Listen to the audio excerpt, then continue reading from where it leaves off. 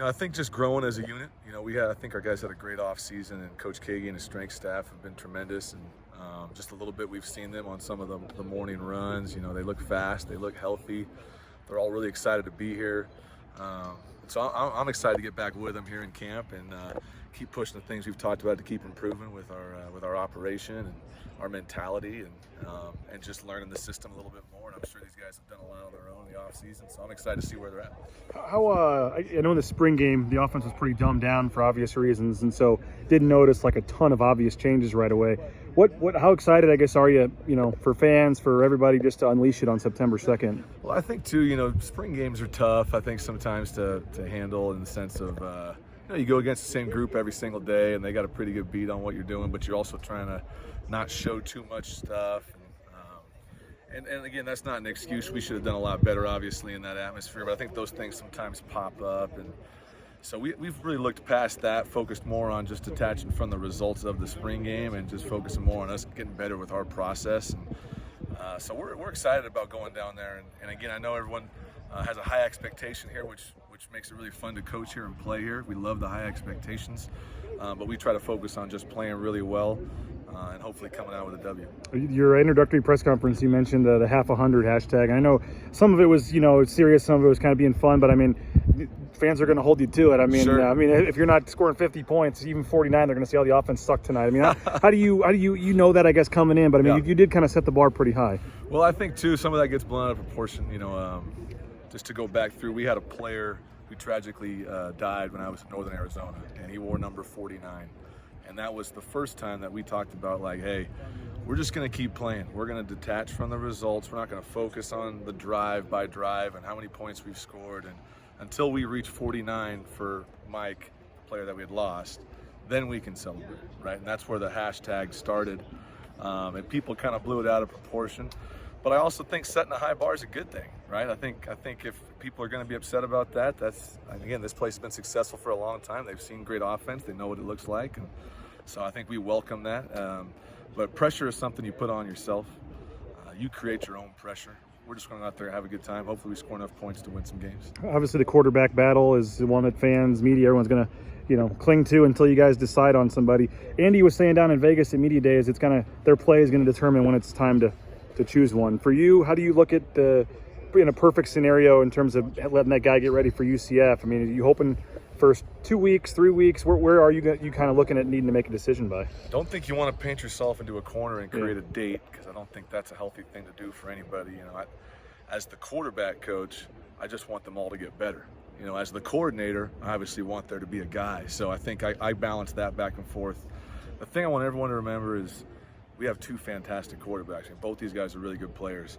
We have a third one right now named Taylon Green, who's a fantastic player, who's going to be a great player in the future as he continues to learn. And we got some other, younger guys in the program. So I think I would say don't put a date on it. Just keep focused on the fact that we got two great players. And nowadays you're going to need more than one guy to win. And at the end of the day, we're going to be excited about whichever guy that ends up being. And then also know that whichever guy does end up being, we got another great one behind him in case we need him. So. In the last year and in years past, they've had, a package of 2, 3, 4 plays for the other guy. I mean, do you envision whoever gets it, the other guy's still going to play in most games, or is you going to kind of stick with one guy and let it go? Or I think we're going to do whatever we need to do to play well that particular week and whatever we need to do to win that particular game. And if that involves playing multiple guys, then I'm sure we'll do that. If that involves playing one guy, I'm sure we'll do that.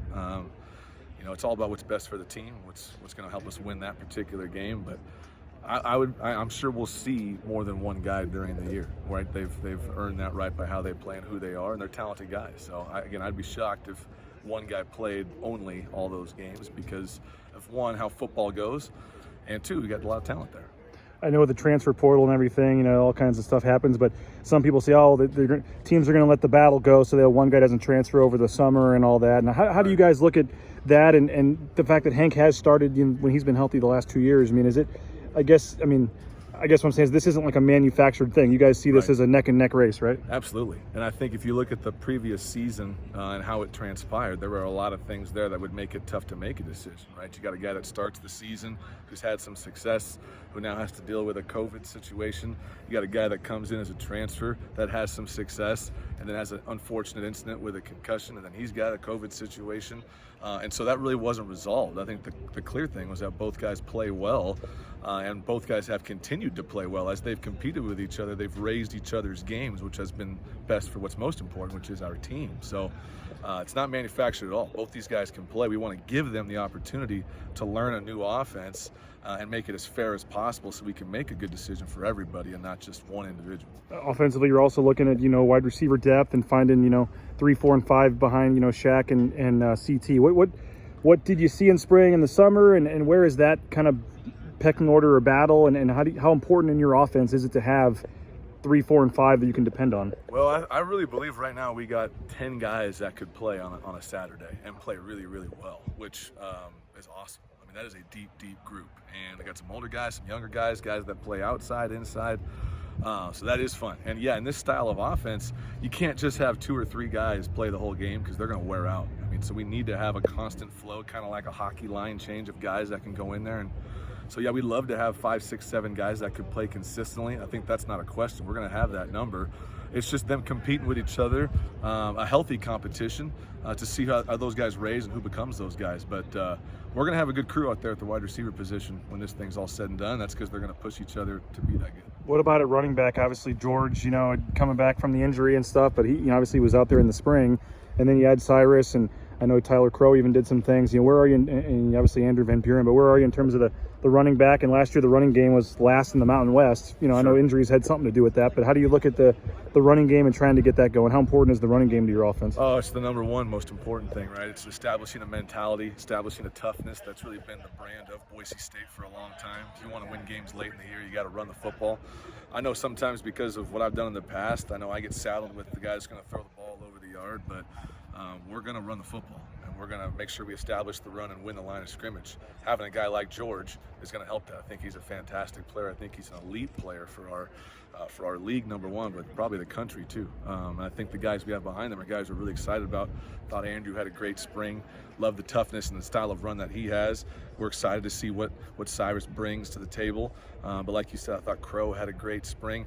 And we got some guys that were banged up that we're really excited they can get some reps, guys like Danny Smith and Taquan Tyler. So we have a deep stable of guys. Some of them have been banged up, so we're got them all healthy right now, and it'll be fun to get them out there. Specifically, though, George is a fantastic player and someone that we're going to obviously get the ball to as much as we can. And a final thing, tight ends, obviously losing an NFL guy, but Riley's kind of shown that he's maybe ready to take on a bigger role.